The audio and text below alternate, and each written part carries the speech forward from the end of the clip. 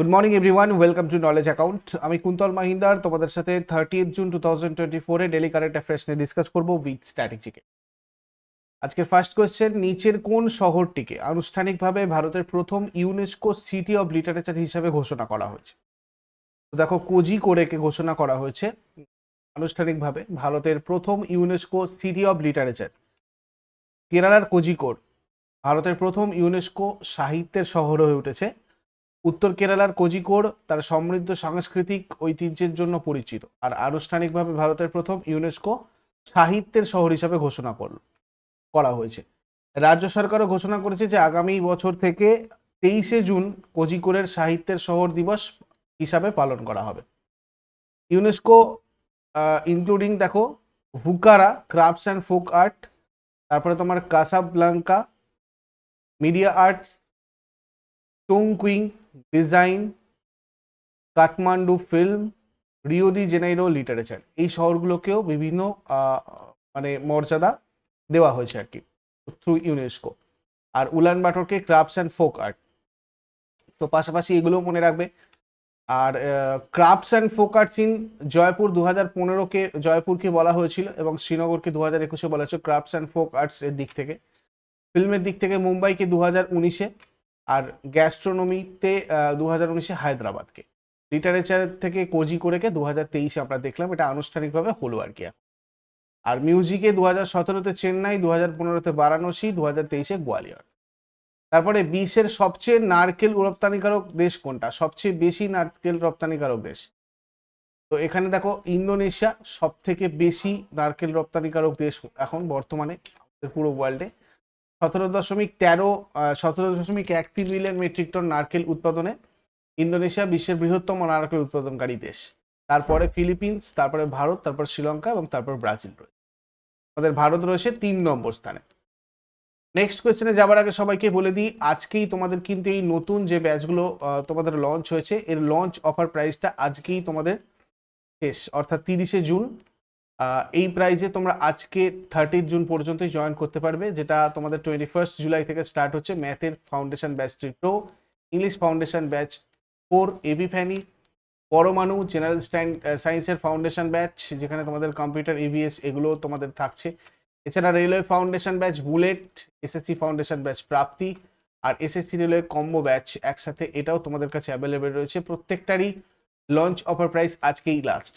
আর WBPSC ক্লার্কশিপের preliminary পরীক্ষার জন্য তোমাদের যেটা বলেছিলাম যে পিএসসি 23 কুপন কোড ইউজ করে তোমরা এটা অনলি 980-তে পেয়ে যাবে, এটাও কিন্তু 30 জুন মানে আজকে পর্যন্তই তোমাদের last date.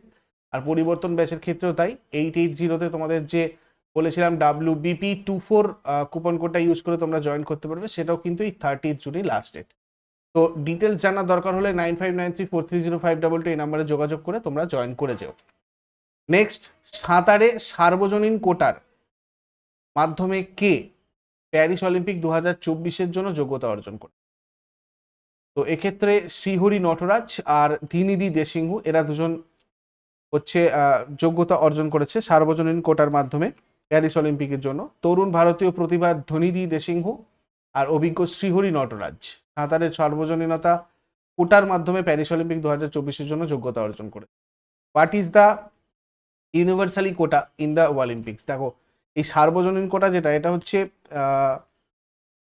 Two enhance the diversity of sports at the Olympics by providing opportunities for athletes from countries with traditionally smaller delegations. মানে এই অলিম্পিকে যারা যাবে তাদের জন্য কিন্তু আলাদা করে আগে এরকম টেস্ট ইভেন্ট হয়। তো এরকমই সেটা একটা ইভেন্ট, যেখানে কিন্তু এই ধানেদি দেশিংহু আর শ্রীহরি নটরাজ এরা হচ্ছে কোয়ালিফাই হয়েছে। তারপরে নিম্নলিখিত ভারতীয় শহরগুলির মধ্যে কোনটি সম্প্রতি বিশ্ব কারুশিল্প কাউন্সিল মানে AISPL WCC আন্তর্জাতিক দ্বারা ওয়ার্ল্ড ক্রাফট সিটি হিসাবে স্বীকৃত হয়েছে? ওয়ার্ল্ড ক্রাফট সিটি হিসাবে স্বীকৃত হয়েছে শ্রীনগর। ঐতিহ্যবাহী কারুশিল্প সংরক্ষণ আর প্রসারের জন্য নিবেদিত বিশ্বব্যাপী অলাভজনক সংস্থা global non profit organisation World Craft City by the World Crafts Council AISPL। Jammu কাশ্মীরের গ্রীষ্মকালীন রাজধানী শ্রীনগরকে আনুষ্ঠানিকভাবে ওয়ার্ল্ড ক্রাফট সিটি হিসেবে স্বীকৃতি দিয়েছে। তারপরে কোন রাজ্য সরকার ওবিসি বিভাগের জন্য সংরক্ষণ 15% থেকে বাড়িয়ে 27% করেছে? হরিয়ানা করেছে রিসেন্টলি এটা। নয়াব সিং সাইনি, তিনি বর্তমানে হরিয়ানার 11তম মুখ্যমন্ত্রী পদে নিযুক্ত রয়েছেন। লোকনৃত্য এখানকার ঝুমার, ফাগ, ধাপ, তামাল, লুর, গুগ্গা, খোর। হরিয়ানার রাজধানী চণ্ডীগড়। রাজ্যপাল বন্দারু দত্তাত্রেয়। ন্যাশনাল পার্ক কালেসার, সুলতানপুর এগুলো রয়েছে। উৎসব বৈশাখী। ইনফ্রারেড বা অবলোহিত আলোকে দৃশ্যমান করার জন্য ডিভাইস তৈরি করেছে কে? এটা রিসেন্টলি করেছে IISc Bangalore. Indian institute of science এর গবেষকরা সফলভাবে একটা ডিভাইস তৈরি করেছে যেটা ছোট ইনফ্রারেড আলোর ফ্রিকোয়েন্সিকে দৃশ্যমান পরিসরে রূপান্তর করতে পারে। মানুষের চোখ শুধুমাত্র দৃশ্যমান বর্ণালীর মাধ্যমেই আলো শনাক্ত করতে পারে। সর্বনিম্ন ফ্রিকোয়েন্সিতে লাল আলো থাকে, ইনফ্রারেড আলো, যেটা খালি চোখে অদৃশ্য, এর ফ্রিকোয়েন্সি লাল আলোর চেয়েও কিন্তু কম। ডিভাইসটা দৃশ্যমান বর্ণালীতে সংক্ষিপ্ত ইনফ্রারেড আলোর ফ্রিকোয়েন্সি বাড়ায় বা আপ কনভার্ট করে।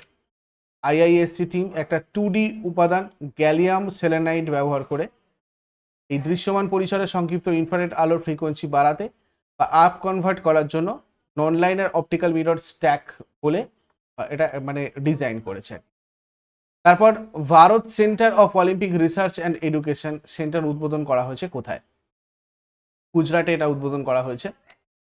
India centre for Olympic research and education সম্প্রতি গুজরাটের গান্ধীনগরের রাষ্ট্রীয় রক্ষা বিশ্ববিদ্যালয়ে উদ্বোধন করেছে। এটা ব্যাপারটা উদ্বোধন করেছে এখানে। কেন্দ্রীয় জ্ঞানের ভান্ডার হিসাবে কাজ করবে এটা। অলিম্পিকে অমূল্য তথ্য এবং অন্তর্দৃষ্টি প্রশিক্ষণের পদ্ধতি, ক্রীড়া বিজ্ঞান এবং ক্রীড়াবিদ বিকাশের জন্য এটা কাজ করবে।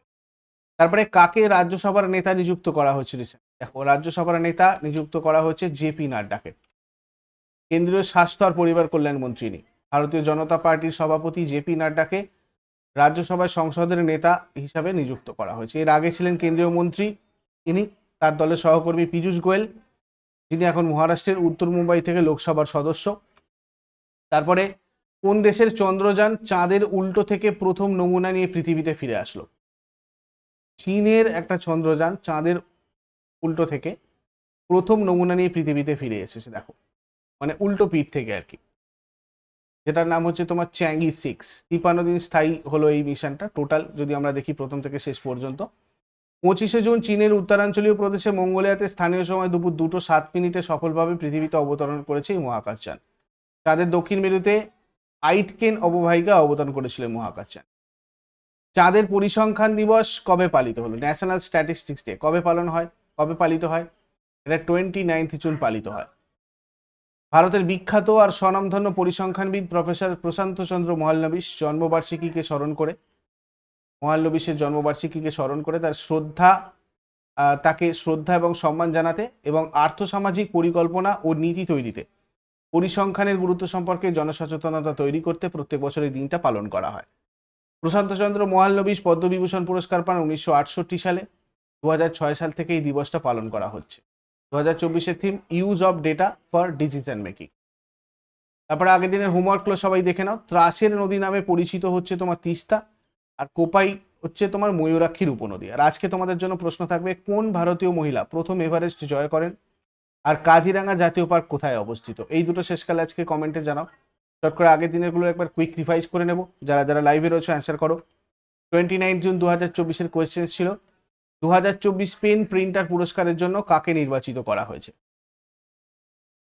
অরুন্ধতী রায়কে নির্বাচিত করা হয়েছে 2024 পেন প্রিন্টার পুরস্কারের জন্য। কোন দেশটি 100তম দেশ হয়ে আন্তর্জাতিক সৌরজোট এর পূর্ণ সদস্য হিসাবে যোগদান করেছে? আইএস এর পূর্ণ সদস্য হিসাবে যোগদান করেছে 100তম দেশ হিসাবে প্যারাগুয়ে। উত্তরপ্রদেশের প্রথম বায়োপ্লাস্টিক পার্ক কোন জায়গায় স্থাপন করা হয়? লখিমপুর খেরি। ইন্টেলিজেন্স ব্যুরোর চিফের নাম কি, যিনি সম্প্রতি 1 বছরের জন্য পুনর্নিযুক্ত হয়েছেন? তপন কুমার ডেকা। ভারত সম্প্রতি কোন দেশের নাগরিকদের জন্য ই মেডিকেল ভিসা সুবিধা চালু করার ঘোষণা করেছে? Bangladesh. Micro small medium enterprise দিবস প্রতি বছর 27শে জুন পালন করা হয়। প্রথম এমএসএমই দিবস পালিত হয় কোন সালে? 2017। কোন রাজ্য সরকার স্কুল শিক্ষা এবং উচ্চশিক্ষার পাঠ্যসূচিতে ভগবান রাম আর কৃষ্ণের অর্জনগুলি অন্তর্ভুক্ত করার কথা ঘোষণা করেছে?